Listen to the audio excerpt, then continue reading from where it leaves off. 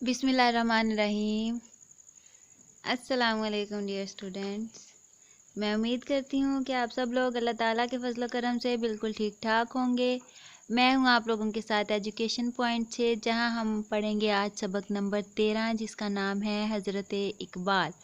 आज ये हमारे पास हज़रत इकबाल के टॉपिक से नज़म है, जो आज हम ये पढ़ेंगे और साथ हम इसके मश्की सवालात हल करेंगे।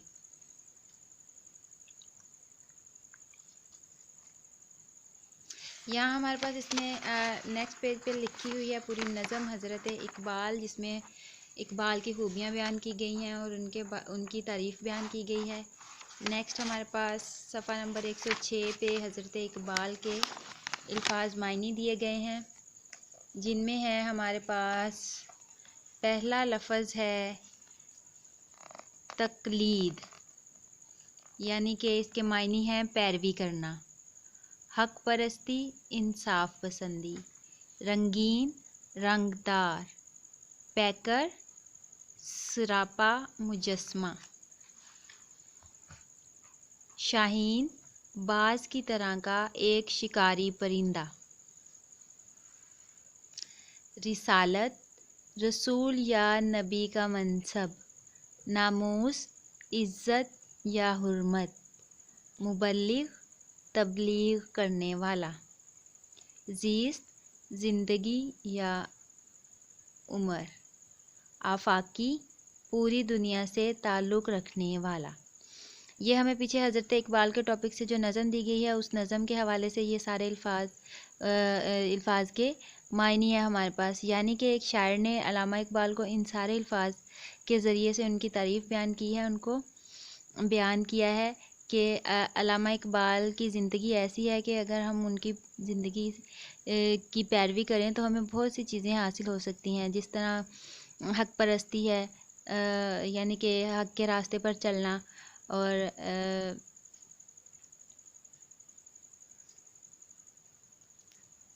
यानी कि शायर ने इस नज़म में अल्लामा इकबाल की जो खूबियाँ बयान की हैं, उन्होंने बताया है कि अल्लामा इकबाल ने एक बहुत ही जो है वो नाम इज़्ज़त वाली, हुर्मत वाली ज़िंदगी गुजारी है। यानी कि वो बहुत हक परस्ती पर रहते थे, इंसाफ पसंदी उनका एक पैकर था। तो जो है आगे है हमारे पास इसकी इस सबक के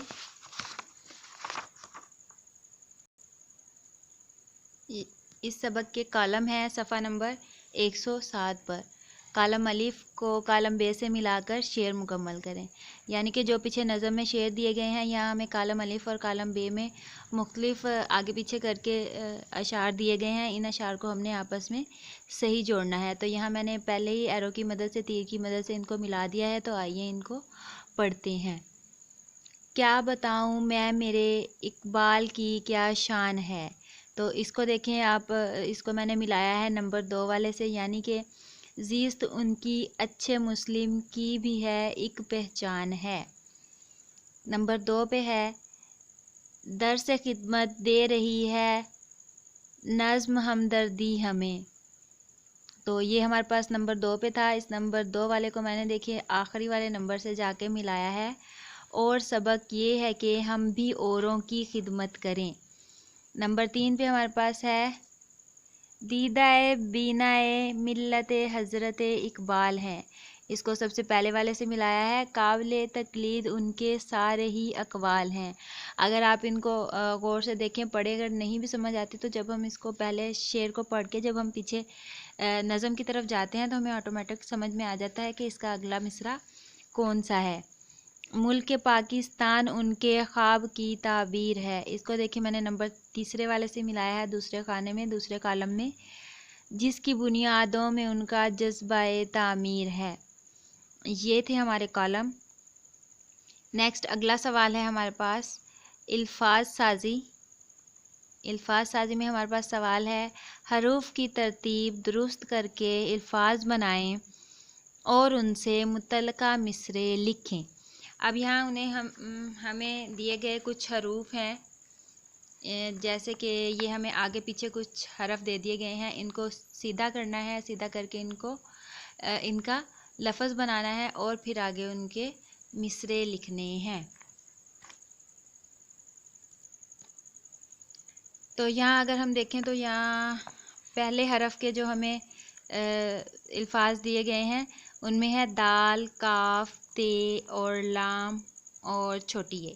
अगर हम इन अल्फाज को सीधा करके लिखें तो क्या लफ्ज़ बनता है? तकलीद। देखें मैंने आप लोगों के लिए पहले ही यहाँ लिख दिया है। तो इसका मिसरा क्या है हमारे पास? काबिल तकलीद उनके सारे ही अकवाल हैं। नंबर 2 पे है लाम, ते, लाम, मीम। अब जब हम इसको जोड़ के पढ़ेंगे तो ये क्या बन जाएगा? मिल्लत। अब देखें मिल्लत में लाम दो बार बोला जा रहा है, तो इसीलिए यहाँ पर जो उन्होंने हरूफ दिए हैं उसमें लाम 2 बार लिखा गया है। तो यहाँ पे हमारा क्या लफ्ज़ बनता है? ये मिल्लत। मिल्लत का मिसरा है दीदाए बीनाए मिल्लत हज़रत इकबाल हैं। नंबर 3 पे है आइन, बे, ते, रे, छोटी ये। तो जब हम इन अल्फाज को सीधा करके जोड़ते हैं, इनकी तरतीब आगे पीछे दी गई है, लेकिन जब हम इनकी तरतीब सीधी करते हैं तो इसका लफ्ज़ क्या बनता है? ताबीर। तो ताबीर का मिसरा है मुल्क पाकिस्तान इनके ख्वाब की ताबीर है। नंबर 4 पे है ते, दाल, खे, मीम। जब हम इन अल्फाज को सीधा करते हैं तो क्या लफ्ज़ बनता है? खिदमत। खिदमत का मिसरा है और सबक ये है कि हम भी औरों की खिदमत करें। तो ये थे हमारे अल्फाज साजी। नेक्स्ट आगे हमारे पास सवाल है मिसाल के मुताबिक सहहरफी अल्फाज की जंजीर बनाएं। सहहरफी लफ्ज़ होते हैं यानी कि 3 हरूफ से मिलकर बनने वाले अल्फाज, यानी कि वो अल्फाज जो जिनमें सिर्फ 3 हरफ इस्तेमाल हों। जैसे नीचे देखिए इन्होंने हमें मिसाल दी है बात। अब अगर हम बात के तोड़ करते हैं, इनको अलग अलग करके पढ़ेंगे तो देखें यहाँ हमारे पास बे 1, अलिफ 2 और ते 3, ये 3 हरफ बनते हैं। तो ये जो 3 हरफ से मिलकर एक पूरा लफ्ज़ बनता है वो क्या कहलाता है? सहहरफी कहलाता है। इसी तरह जैसे कि अगला हमारे पास है, अगर हम देखें इसका तो ये हमारे पास अगला लफ्ज़ क्या है? नज़म। नज़म को देखें तो उसमें भी देखें 3 हरूफ के साथ मिलकर एक लफ्ज़ बनता है, यानी कि नून, ज़ोए, मीम, नज़म। तो इसमें भी 3 हरफ जो हैं वो इस्तेमाल होते हैं।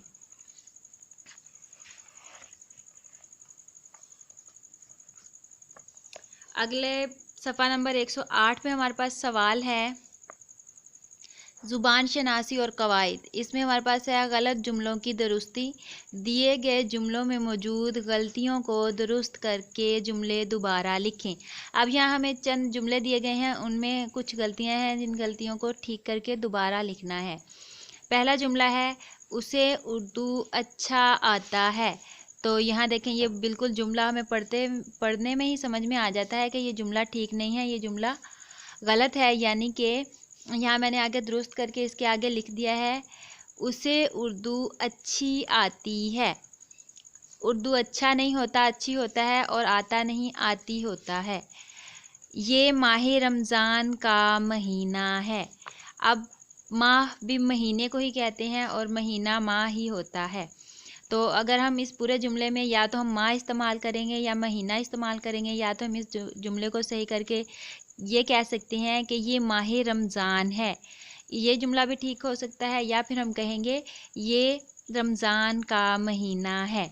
ये इन दोनों सूरतों में जुमला जो है वो ठीक हो सकता है, लेकिन ये माह रमज़ान का महीना है, ये जुमला बिल्कुल गलत है। तीसरे नंबर पर है हमारे पास बेफजूल बातें मत बनाओ। तो इसका दुरुस्त जुमला है फजूल बातें मत बनाओ। नंबर 4 पे जुमला है हमारे पास बच्चे ने रो रो कर बुरा हाल कर लिया। अब ये जुमला तो ठीक है, लेकिन इसमें इमला की गलती है। वो इमला की गलती क्या है कि बच्चे ने रो रो कर बुरा हाल कर लिया। अब यहाँ उन्होंने हाल लिखा हुआ है, तो इसमें हम हे दूसरा इस्तेमाल करेंगे। तो इसमें हम हलवाई वाला हे इस्तेमाल करेंगे, हाथी वाला हे इस्तेमाल नहीं करेंगे। अगला जुमला है हमारे पास, तुम्हारे को सबक याद नहीं है। अब जुमला पढ़ने में ही हमें समझ में आ जाता है कि ये जुमला ठीक नहीं है, बोलने में ही जुमला गलत लग रहा है। तो इसे जब हम ठीक करके लिखेंगे तो हम इसे लिखेंगे तुम्हें सबक याद नहीं है, ये जुमला ठीक होगा। ये था हमारा आज का लेसन। उम्मीद है आप लोगों को पसंद आया होगा, समझ आया होगा। इंशाल्लाह कल एक नई वीडियो के साथ, एक नए टॉपिक के साथ दोबारा आप लोगों से मुलाकात होगी। तब तक के लिए अगर आप लोगों ने चैनल को सब्सक्राइब नहीं किया तो चैनल को सब्सक्राइब कर लें, ताकि आपको आने वाली हर नई वीडियो मिल सके। साथ